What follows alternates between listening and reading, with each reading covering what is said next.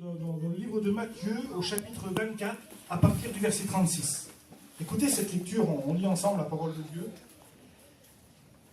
Pour ceux qui est du jour et de l'heure, dit la Bible, il est question de l'enlèvement de l'Église. Pour ceux qui est du jour et de l'heure, personne ne le sait. Ni les anges dans les cieux. Vous savez, pourtant, les anges, ce sont des personnes... ce sont quand même c'est la première création de Dieu. Hein. Il y a les séraphins, il y a les chérubins, il y a les archanges. Écoutez, par rapport à l'enlèvement de l'Église, écoutez ce que dit la Bible.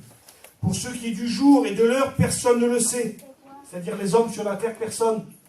Ni les anges dans les cieux. Ni le Fils. Mais le Père seul.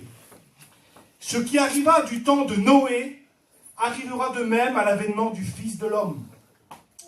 Car dans les jours qui précédèrent le déluge, les hommes mangèrent, buvèrent, se marièrent leurs enfants, jusqu'au jour où Noé entra dans l'arche, et ils ne se doutèrent de rien, jusqu'à ce que le déluge vienne et les emporte tous. Il en sera de même à l'avènement du Fils de l'homme. Alors de deux hommes qui seront dans un champ, l'un sera pris et l'autre laissé. De deux femmes qui moudront à la meule, l'une sera prise et l'autre laissée.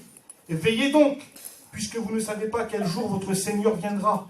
Sachez-le bien, si le maître de la maison savait à quelle veille de la nuit le voleur doit venir, il veillerait et ne laisserait pas percer sa maison. C'est pourquoi vous aussi, tenez-vous prêts, car le Fils de l'homme viendra à l'heure où vous n'y penserez pas. Gloire à Dieu. Amen. Je voudrais vous parler de Noé ce soir. Elle dit que ce qui est arrivé au temps de Noé arrivera de même à l'avènement du Fils de l'homme. Et nous vivons des temps, dit la Bible, qui ressemblent au temps de Noé. Et l'histoire de Noé, la plupart d'entre nous la connaissent. Hein. Aujourd'hui, dans le monde, il y a des films qui passent, l'Arche de Noé. Les petits-enfants dans les bibliothèques, les écoles françaises, ils vont dans une bibliothèque, il y a l'histoire de Noé. Et tout le monde sait à peu près qu'est-ce qui s'est passé dans l'histoire de Noé. Mais j'aimerais qu'on rentre ensemble réellement dans l'histoire de Noé, réellement ce qui s'est passé. Et on essaye de vivre ensemble un petit peu ce qui s'est passé dans l'histoire de Noé. Est-ce que vous voulez? Amen. Gloire à Dieu. L'Éternel vit que la méchanceté des hommes était grande sur la terre. Et que les pensées de leur cœur se tournaient chaque jour uniquement vers le mal. Alors Dieu avait pris la décision. Il avait décidé de détruire la terre. Et comme Dieu était prêt à détruire la terre, il y avait là un homme qui était sur la terre, avec sa compagne, ils avaient fondé un foyer, il s'appelait Noé. Cet homme était père de famille, il avait 3 garçons, leur nom est inscrit dans la Bible, Sem, Cham et Japheth. Et puis la Bible dit que cet homme qui s'appelait Noé, là, c'était un homme juste, il était droit, et il était intègre, en son temps.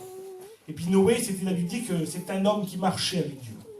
La Bible dit que c'était un prédicateur de la justice. Et un jour, Dieu lui a parlé. Et puis il lui a parlé d'une manière extraordinaire. Il dit, voilà Noé, je vais t'annoncer une nouvelle. En quelques mots, ça s'est passé comme ça. Voilà Noé, je vais détruire la terre sur laquelle tu habites. Je vais la détruire. Par un déluge. Et puis Noé, tu sais ce que tu vas faire? Tu vas te faire un bateau. Hein, ici à Saint-Nazaire, il y a des beaux bateaux qui se construisent. Hein. Les plus beaux bateaux du monde, ils sont ici. Et Noé, tu sais ce que tu vas faire? Tu vas te faire un paquebot. Tu vas te faire un bateau, Noé. Tu vas te faire une arche. Et puis tu vas appeler toute ta famille. Hein, tu vas leur parler, tu vas leur dire que je vais amener le déluge. Et puis Dieu a donné des instructions assez spéciales à Noé. Il dit, Noé, voilà, je vais détruire la terre. Et puis tu vas prendre 2 espèces de chaque animal de la terre et tu vas les faire rentrer dans l'arche parce que maintenant j'ai décidé de détruire la terre. C'est ce que Dieu avait décidé. Et écoutez la parole de Dieu. Dieu a parlé à Noé, écoute Noé, voilà, l'arche tu vas la faire comme ça. Tu vas la faire de 300 coudées de long. C'est-à-dire 150 mètres de long. Tu vas la faire de 50 coudées de large, c'est-à-dire 25 mètres de large. Et de 30 coudées d'auteur, 15 mètres d'auteur. C'est un beau bateau déjà, hein, vous comprenez. Et puis Dieu avait donné des instructions à Noé. Et voilà, Noé, dans l'arche, tu feras plusieurs compartiments dans l'arche. Plusieurs compartiments dans l'arche. Et Jésus a dit dans l'évangile de Jean, au chapitre 14, il a dit, dans la maison de mon Père, il y a plusieurs demeures. Gloire à Dieu. Dieu a dit à Noé, Noé, tu sais ce que tu vas faire dans l'arche? Tu feras une petite fenêtre en haut. Et puis la Bible dit que le salut, il vient d'en haut. Gloire à Dieu. Amen. Dieu a dit à Noé, Noé, tu vas faire une porte dans l'arche. Une porte. Dieu avait donné des dimensions aux fenêtres, à la longueur, à tout l'arche. La seule dimension que Dieu n'avait pas donnée, c'était à la porte. Parce qu'il voulait que tous les hommes rentrent par là. Et Dieu a dit à Noé, écoute Noé, tu vas faire une porte dans l'arche.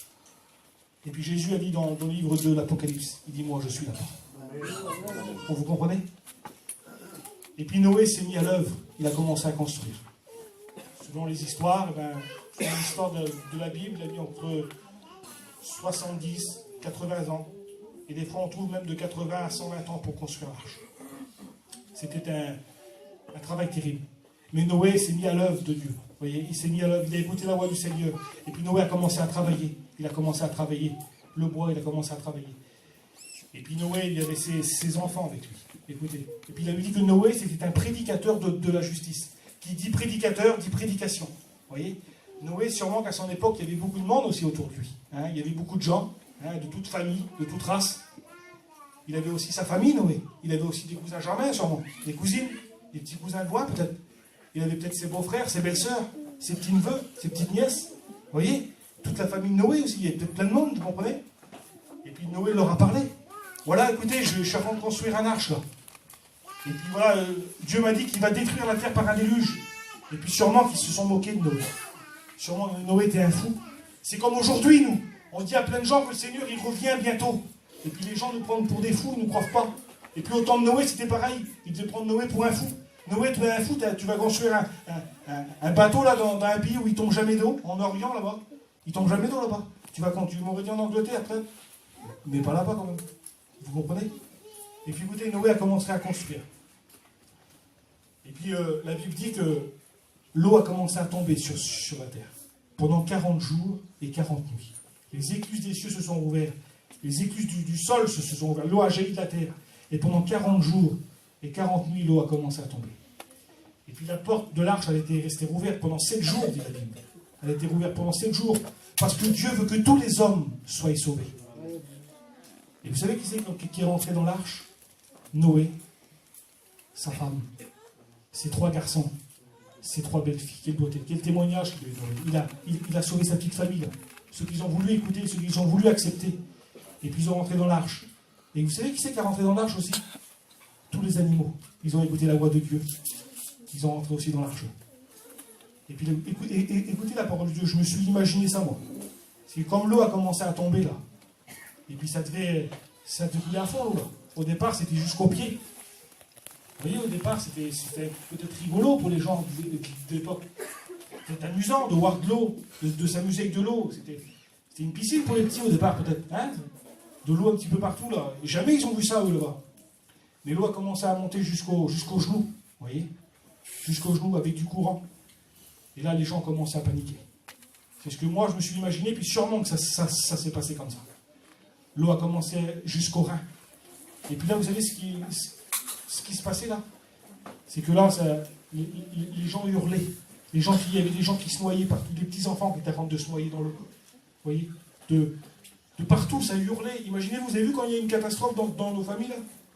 Il y a un cri en 2 minutes, tout le monde est là. Imaginez-vous la panique qu'il devait y avoir. Et puis je sais pas, moi, ils ont peut-être essayé de monter sur les toits des maisons. C'est ce que moi j'aurais essayé de faire, j'aurais monté sur le toit de la salle, là.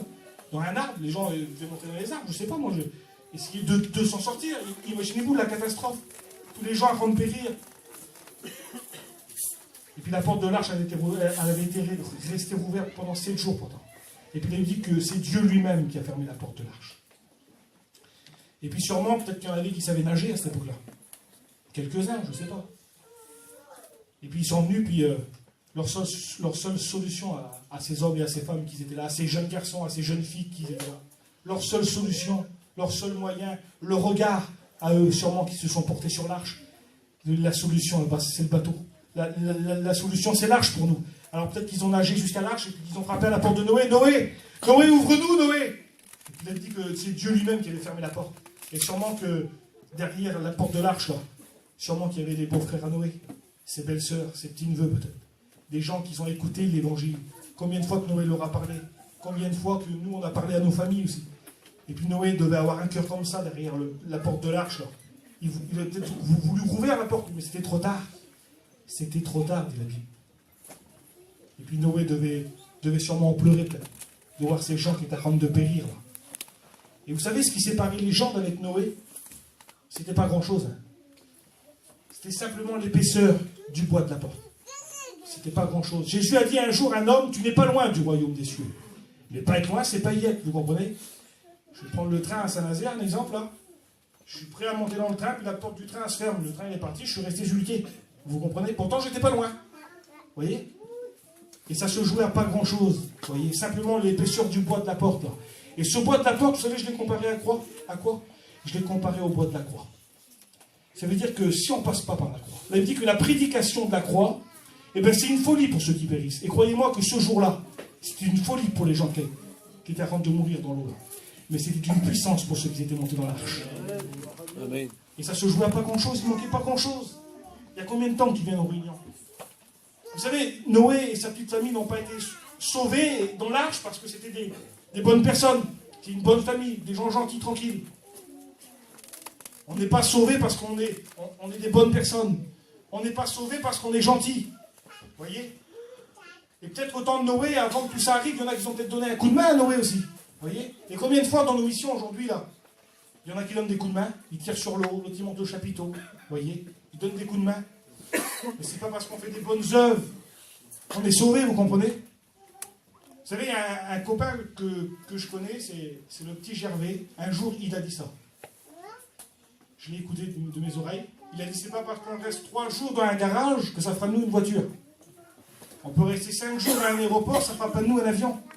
Il disait ça, ce garçon-là. Vous comprenez? On n'est pas sauvé parce qu'on vient 3 fois à la Réunion dans la semaine. On n'est pas sauvé parce qu'on fait une prière. On n'est pas sauvé parce qu'on lit la Bible aussi. Vous comprenez? On n'est pas sauvé parce qu'on est des bonnes personnes, que quelqu'un qui est en panne, on lui donne un billet. On est sauvé parce qu'on accepte le Christ dans nos cœurs. Elle dit qu'il n'y a pas un nom qui a été donné dans le ciel et sur la terre par lequel nous devions être sauvés, si ce n'est le nom de Jésus-Christ. Et pourtant, ça se jouait à pas grand-chose. Les gens ont péri là, ce jour-là. Mais ce soir, laisse-moi te dire ça, que la porte de l'arche, elle est encore ouverte ce soir. Gloire à Dieu. Et que dans l'arche, là, il y a encore de la place pour toi. Amen. Bientôt, il revient. Et puis que le retour du Seigneur, l'enlèvement d'église, son retour est aussi certain que le jour de l'aurore. L'aurore, ça veut dire que demain, quand on va se lever, il va faire jour. C'est sûr et certain, ça. Et son retour, il est aussi certain que ça. C'est que bientôt, il vient chercher l'église. Il va venir chercher ses enfants. Vous savez, moi, j'ai 2 filles. Quand je pars sur une plage, je ne prends pas les enfants des autres. Je prends mes 2 filles. Quand le Seigneur va revenir, il ne veut pas prendre avec mes mots à moi, là. Il ne veut pas prendre les enfants des autres. Il va prendre ses enfants. Ceux qui ont fait la paix avec le Christ. Il dit qu'à tous ceux qui l'ont reçu, à tous ceux qui l'ont accepté, c'est-à-dire Jésus-Christ, il leur a donné ce pouvoir de devenir enfants de Dieu. Et ce pouvoir m'a été proposé ce soir. Le salut. Vous savez ce que ça veut dire le mot salut? Le mot salut veut dire hors de danger. Mais quand on n'a pas le salut, ça veut dire qu'on est en danger. Ce soir, si tu n'as pas le salut, tu es en danger. Mais par contre, ce soir, la porte de l'arche, elle est encore ouverte pour toi. Écoutez la parole de Dieu. Écoutez ce que dit ce texte de Hébreux 4 au verset 1. Il dit, craignez donc, tandis que la promesse d'entrer dans son repos subsiste encore, et qu'aucun de vous ne paraisse être venu trop tard. Écoutez ce que dit, et puis je terminerai avec ça, je ne vais pas être très long avec vous. Écoutez la parole de Dieu. C'est quelqu'un qui lui pose une question. Ça se trouve dans l'évangile de Luc au chapitre 13, à partir du verset 23. Quelqu'un lui dit, il lui pose une question. Seigneur, y a-t-il peu de gens qui soient sauvés? Il se tracassait, qui c'est qui va être sauvé? Il y a-t-il peu de gens qui va être sauvé? Il leur répondit, efforcez-vous d'entrer par la porte étroite. Car je vous le dis, beaucoup chercheront à entrer et ne le pourront pas. Quand le maître de la maison se sera levé et aura fermé la porte, comme au temps de Noé, et que vous, étant dehors, vous commencerez à frapper à la porte en disant « Seigneur, Seigneur, ouvre-nous » Il vous répondra « Je ne sais d'où vous êtes ». Alors vous vous mettrez à dire « Mais nous avons mangé et bu devant toi, et tu as enseigné dedans nos rues. » Mais Seigneur, j'étais à des dizaines de réunions. J'ai été élevé dans l'évangile. Tout petit, j'étais dans les conventions. Et ces hommes disent ça, ils disent ça. « Seigneur, mais tu as enseigné dedans nos rues. Tu me connais, Seigneur. Je suis de telle famille, moi. Mes beaux-frères, c'est les pasteurs ici. Je ne sais pas, moi. La famille, les gens du tour. Écoutez la parole de Dieu. Alors vous vous mettrez à dire, nous avons mangé et bu devant toi, et tu as enseigné dans nos rues. Et il vous répondra, je vous le dis, je ne sais d'où vous êtes. Retirez-vous de moi, vous tous, ouvriers d'iniquité. Et la Bible dit que c'est là qu'il y aura des pleurs et des grincements de dents. Quand vous verrez Abraham, Isaac et Jacob et tous les prophètes dans le royaume de Dieu, et que vous serez jetés dehors. Il n'y a pas plus honteux d'être jeté dehors. Imaginez-vous, vous rentrez dans un camping, dans une maison, et puis on vous ferme la porte au nez. Il n'y a pas plus vexant au monde. Non mais vous comprenez? Imaginez-vous que vous voulez rentrer au ciel, et puis la porte vous est fermée, parce que vous avez voulu vivre votre vie comme bon vous semblez. Le livre de l'Ecclésiaste, au chapitre 12, il dit, jeune homme, jeune fille, puis tu mets ton nom, soit. Il dit, mène ta vie comme bon te semble, selon les regards de tes yeux. Mais il dit, sache que pour tout cela, Dieu t'appellera un jour en jugement. Mais ce soir, tu peux éviter le jugement. Tu peux éviter le déluge. Gloire à Dieu. Ce soir, c'est la grâce pour toi. Amen. La porte de la grâce a été encore ouverte ce soir. Et puis, tu sais ce qu'on dit, nous? Venez avec nous. Il y a de la place. Il y a de la place. C'est dommage. C'est dommage de rester là, de périr, parce que le déluge, il vient. Il dit que ce qui arrive au temps de Noé arrivera au jour de l'avènement du Seigneur. Les hommes mangèrent, buvèrent, se marièrent leurs enfants. Et aujourd'hui, on vit des temps comme ça. Vous comprenez? Mais la porte de l'arche, elle est encore ouverte. Et puis, écoute, il y a un vieux cantique qu'on chante dans l'émission. Il dit, qui que tu sois, quoi que tu aies fait, il y a toujours une place pour toi à la croix. Ce soir, il y a une place pour toi. On prie le Seigneur ensemble. Je veux louer ton nom ce soir. Je veux te rendre gloire, je veux te rendre l'honneur, Seigneur. Merci pour ta parole.